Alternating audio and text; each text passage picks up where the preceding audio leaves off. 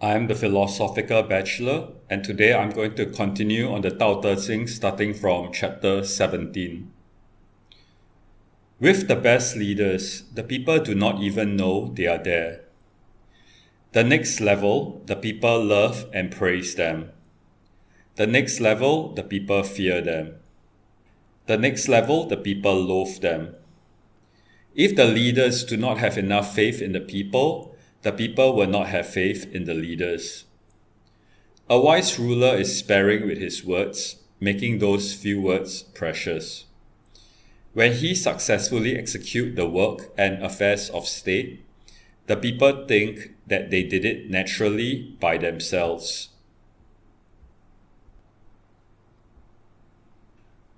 The Tao Te Ching begins with the cosmological nature of the Tao. Then from there, considers how the individual, the government, and the military should act, which is the realm of the ethical and the political. This does not happen sequentially, but goes back and forth between these four subjects. Chapter 17 here is on the political. Lao Tzu presents a gradation in terms of the quality of leadership based on the reaction of the people. It goes from invisible to love and praise to fear to hate. To Lao Tzu, the best mode of managing a country is through the principle of Wu Wei, where interference with the people is kept to a minimum. It is not that the ruler does nothing, but she begins from a position of trust in the people. Hence, she does not find it necessary to have a lot of control, the way one who does not trust wants to control and micromanage everything.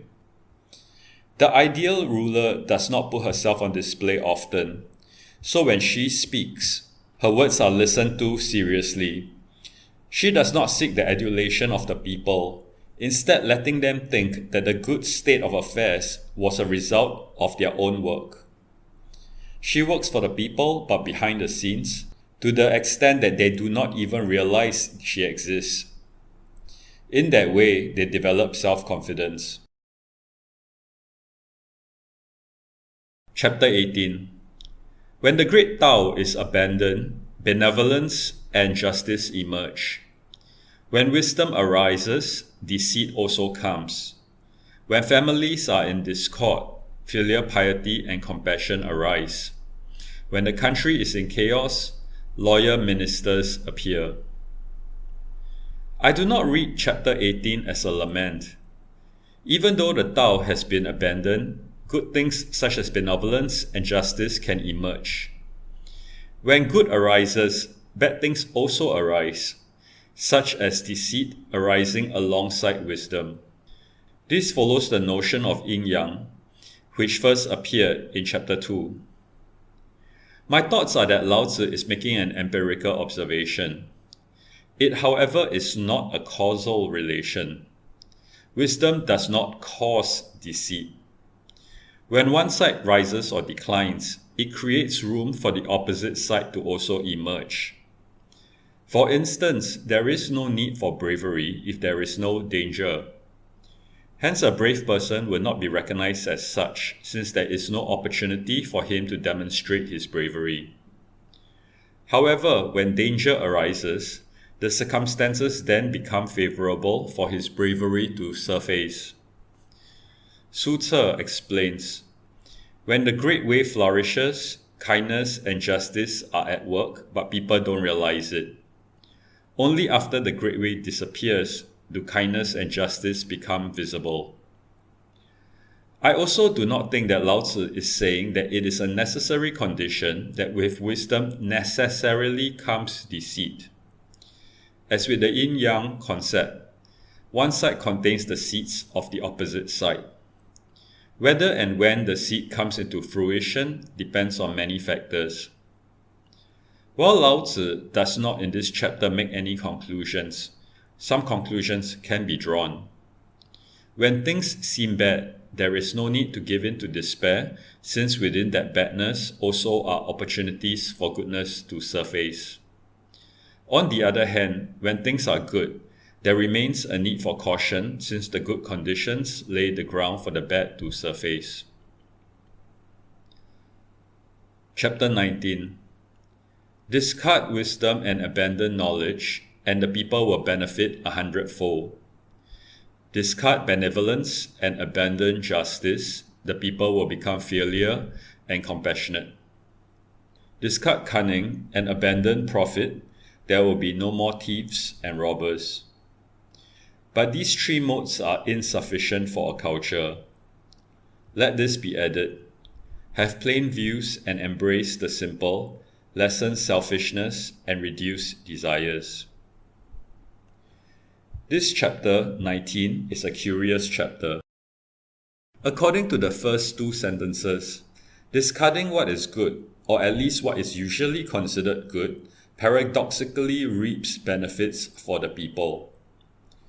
Lager interprets this to be Lao Tzu's admonition that is directed at governments, which does make sense since it speaks of the people as the beneficiaries. Lao Tzu advocates for a return to simplicity instead of the seemingly wise and knowledge-driven policies that may turn out oppressive. In the same vein, the government should have plain views instead of overcomplicating matters. Lao Tzu sees the role of the government to aid the people to be less selfish and have less desires, and not be an enforcer of justice or pursuer of profit. In chapter 3, he already tells us that with a simple, unsophisticated people, the wise person can rule with restraint and yet leave nothing ungoverned. In chapter 17, the people would think that they did it naturally by themselves in becoming filial and compassionate when the government retreats from its patriarchal benevolence and enforcement of justice. In chapter 37, Lao Tzu tells us that if the king can maintain the Tao, all things will reform themselves. Chapter 20. Renounce learning and reduce worries. Between the former yes and the casual ya, how much difference is there? Between good and evil, how much difference is there? What people fear is indeed to be feared. Absurdity without end. The multitudes are pleased as if they are enjoying a big sacrificial feast or ascending a tower in spring. I alone am quiet and expressionless, like a baby that is not yet a child, with nowhere to return to. The multitudes have access while I alone lack. My mind is stupefied and confused. The common man is bright, I alone am dim. The common man is analytical, I alone am dull, drifting on the sea with nowhere to stop. The multitudes are useful, I alone am stubborn and base. I alone differ from people, valuing the nourishment from the mother. Is Lao Tzu specifically, and Taoist philosophy in general, anti-intellectual? Lao Tzu advocates more simplicity in the people, and part of that simplicity is a reduction in the use of knowledge to propel progress. To answer the first question, the content of a formal yes and a casual ya is the same, but those who are concerned with the form will think the difference is important. For good and evil, from the thrust of the previous chapters and from the point of view of the absolute and yin-yang, the difference also is not great, though it may seem great. If people think the difference is great, then it will indeed be great, but if not, then it in fact is not great. Since many people may think there is a great difference between good and evil, this then leads to an absurd understanding of the situation since it is not in line with the Taoist understanding. From the point of view of the multitudes, looking at Lao Tzu's wise person, he might seem foolish since his motivation and consequent actions differ from theirs. However, he is confident in himself, since he values what to him is important, to follow the way of the Tao, which is the mother mentioned here. Chapter 21. The form of virtue is empty and comes from the Tao. The Tao as a thing is elusive and indistinct. Though indistinct and elusive, within it there is an image. Elusive and indistinct, within it there is a thing. Deep and dark, within is an essence. Within this essence is fundamental reality. Within it is truth. From the past till now, its name is unceasing, just keeping watch over everything. How do I know this condition of its watching over everything? Because it is the nature of the Tao. The Tao is dark, a mystery, but virtue is not. Virtue is the image, the visible expression of the Tao. As Yan Lingfeng writes, virtue is the manifestation of the way. The way is what virtue contains. Without the way, virtue would have no power. Without virtue, the way would have no appearance. A thing contains its essence, which is what the thing is at its most fundamental level. Essences are the basis of reality. The Tao is eternal, as we are told in chapter 1. It guides everything. Cheng Xuanying gives a possible explanation. The Tao is not separate from things, and things are not separate from the Tao. Outside of the Tao, there are no things, and outside of things, there is no Tao. Cheng's conception of the Tao is akin to Spinoza's pantheistic conception of God and nature, the universe as God itself, though this is not evidenced by the text since the Tao does seem transcendental and not completely immanent. Chapter 22. The inadequate becomes complete, the crooked straight, the empty full, the worn out new, the few plenty, those with plenty become overwhelmed. Hence, the wise person embraces unity and sets a precedent for the world. Not self-flaunting, yet he shines. Not self-asserting, yet he is distinguished. Not self-aggrandizing, yet he is meritorious. Not self-complacent, he grows. Because he does not quarrel, no one in the world quarrels with him. The saying of the ancients that the inadequate becomes complete is not meaningless. The inadequate will indeed become complete and return thus fulfilled. Even as the incomplete becomes complete, the complete can become overly complete, becoming confused. This is the yin-yang, where each side has its opposite seat within it. However, Lao Tzu did not present the opposite here, where the complete becomes inadequate, the straight crooked, the full empty, the new worn out, and the plenty few. Following F.H. Bradley, the absolute unity, however, transcends all one-sidedness, where all contradictions are dissolved in the Tao. The wise person who follows the Tao knows that all contradictions are dissolved in the Tao because of absolute unity, and hence embraces this unity. In so doing, he shows everyone that such unity, where all contradiction is dissolved, is possible. He is modest and yet shines. He does not impose himself, yet he is respected. He does not elevate himself, and yet is worthy. He does not rest on his laurels and continues to develop. He does not strive and contend against others, and hence others do not strive against him. From the roadmap presented in chapter 16, he will reach immortality. Chapter 23.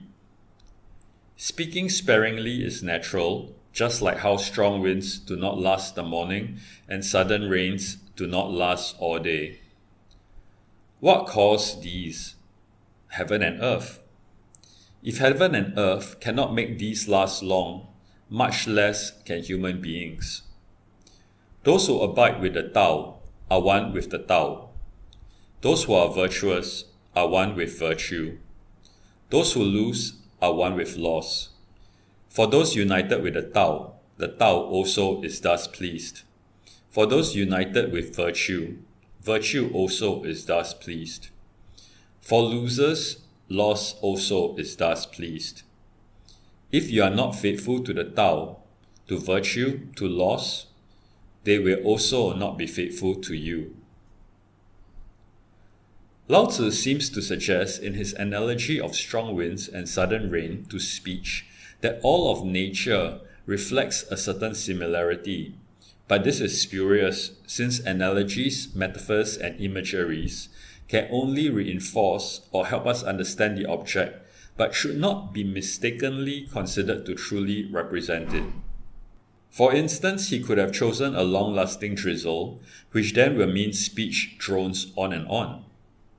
Hence, we should take the first line, comparing the economy of speech as natural, like the brief duration of strong winds and sudden rain, as a poetic flourish or rhetorical. His point is that we should speak sparingly. Those who abide with the Tao are united with it, and the Tao is pleased with the union. They need to be faithful to it for it to be faithful to them. This need for continued faithfulness seems to suggest that abiding with the Tao is a continuous work and not a permanent state reached, at least while mortal. Chapter 24. One who is on tiptoe cannot stand firmly, one who stretches cannot walk. One who flaunts himself does not shine, one who asserts himself is not distinguished. One who aggrandizes himself is not meritorious, one who esteems himself does not grow. For those on the Tao, to act as such is like how leftover food or harmful belongings does oneself no good. A person who stands on tiptoe or stretches may make himself appear larger than he is, but he cannot remain in that larger state for long.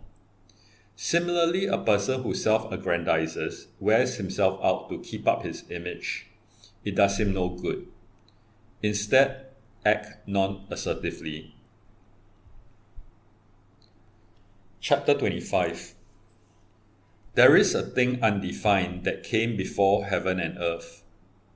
Still and formless, alone and immutable, circulating everywhere yet not diminished, it is the mother of heaven and earth. I do not know its name, but if I am forced to name it, it is the Tao. If forced to name it, I name it the Great. As great, it ever flows. It flows far, so far that it returns. The Tao is great, heaven is great, earth is great, people are also great. The universe has these four greats, and humanity is one of them. People take their laws from the earth takes its laws from heaven takes its laws from the Tao Tao's law comes from itself.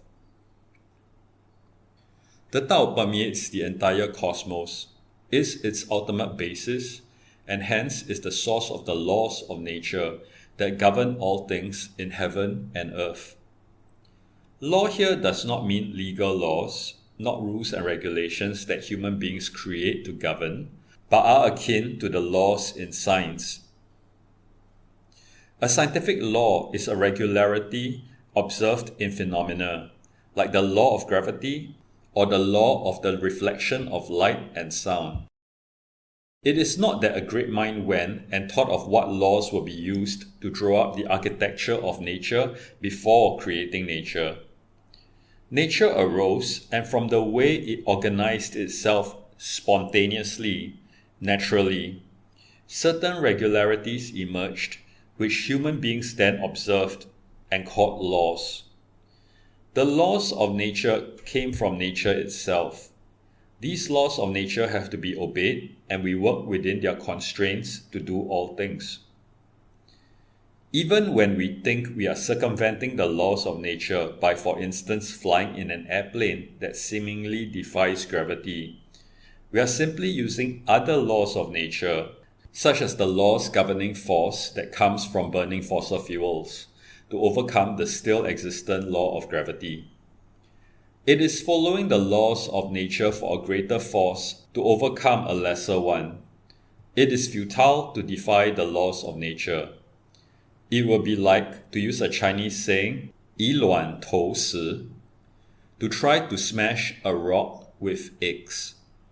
Instead, if we want to smash a rock, we obey the laws of nature and use a harder object like a hammer to do so. The idea of Wu Wei is that since it is futile to defy the laws of nature, we should instead abide with it, since defying it will just bring grief. We do so a lot of the time. For instance, we grow crops where the soil is good and there is ample water to water the land. When it is raining, we do not try to stop the rain, since that is futile. We instead modify our behavior by either staying indoors or using an umbrella when out. By abiding with nature, with the Tao, we avoid grief. Cycling downhill is effortless, while cycling uphill requires much effort. By acting Wu Wei in accordance with nature, things get done effortlessly. But even so, what if our home is on top of the hill? We could have stayed nearer the ground, but then we would have missed the views from above. Is not striving part of human nature, and hence to strive is also obeying our nature? I will further examine this question of nature in relation to the desire in human nature, further in the commentary to chapter 32. Lao Tzu lists 4 grades: the Tao, heaven, earth, and people, but not, for instance, animals or other non-human things.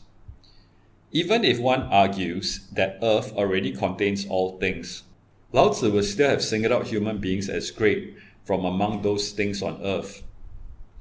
Such anthropocentrism is of course not unique to Lao Tzu, such that the first time I read it, I did not even notice it. Like it or not, most people take it for granted most of the time that human beings are special compared to all other things. If we move beyond banal considerations, such as Lao Tzu is human and hence it is unsurprising for him to consider human beings special, or that he is addressing himself to human beings and hence single them out, why are human beings among the 4 grades, the others being the Tao, heaven and earth no less? Max Scheler attributed to how, with human life, spirit or consciousness arises in the universe, there being no spirit prior to the arising of human beings. Even if we reject his naturalistic explanation, the human being is endowed with consciousness and self-awareness of her consciousness, to a degree not found in any other thing in the physical universe. Like any other thing, we have to obey the laws of nature, but yet possess a freedom that seems to give us an agency that exceeds other things. For instance, animals will eat when hungry, but human beings can defy their bodily nature for the sake of higher purposes, such as a hunger strike, even to the death, for an ideological cause. All of nature is already de facto on the Tao, except for human beings, who can decide to follow nature and be on the Tao, or decide to act in ways that deviate from the Tao. From that angle, we are indeed great and have the potential to be a great force for good or a great force for disaster. Chapter 26. Heavy is the root of lightness, stillness the master of haste. A prince travelling all day does not leave behind his heavy supply wagons. Although there are magnificent views, his reaction is not excessive. Why would the lord of 10,000 chariots carry himself frivolously? If he carries himself lightly, he loses his grounding. If he is hasty, he loses his authority. This chapter, 26, extols the merits of being solemn, still, and sober. A prince that has to make a big tour brings along his supply wagons, heavy as they are, because he needs them. It slows him down, but he will be remiss if he does not, because he will not be able to feed his entourage, for instance. They will then lose faith in him if not suffer dire straits. Hence, he has to be mindful about such considerations by, for instance, making a plan and gathering the required materials instead of just rushing off and ending up not having enough to sustain his travels. Hence, we should be slow to act, presumably from pondering more thoroughly on the suitability of the various possibilities in order to make a good decision. We should carry ourselves in a solemn way in order to be taken seriously. We should also not be carried away by excitement, for instance, at the wonderful scenery, but respond calmly and soberly so as to be taken seriously. Chapter 27. The skillful traveller leaves no traces, the good speaker makes no errors. The good counter needs no tallies, the good warden requires no locks, and yet what he closes cannot be opened. The good binder requires no string or knots, yet his bindings do not unravel. Similarly, the wise person always skillfully saves people and abandons none, always skillfully saves things, abandoning none. He cloaks the light. The good person is a teacher of the bad person. Bad people are the good person's resource. Yet those who do not respect teachers, who do not love resources, though their knowledge is greatly confused, are profoundly spiritual. The wise person saves others effectively with his skill, leaving no one behind, but does it in such a way that it leaves no traces, the way the people in chapter 17 do not even know that the best leaders are present. He is bright, but covers his light, so the focus is not on him. The good teaches the bad. They need the bad because otherwise they have no one to teach. But the wise person transcends the need for teachers and the accompanying resource of students. He may not have the best knowledge of things. He may be even greatly confused, but that does not harm his state of spirituality. This suggests that spirituality is not about knowledge. In chapter 19, Lao Tzu tells rulers to discard wisdom and abandon knowledge, and in chapter 30, for the followers of Tao to renounce learning and reduce worries. Lao Tzu does not consider knowledge as a crucial element of virtue. But if not knowledge, then what? Wu Wei is to go with the flow of nature and hence to follow our natural intuitions. Thank you for listening to the Philosophical Bachelor, and I'll see you next week.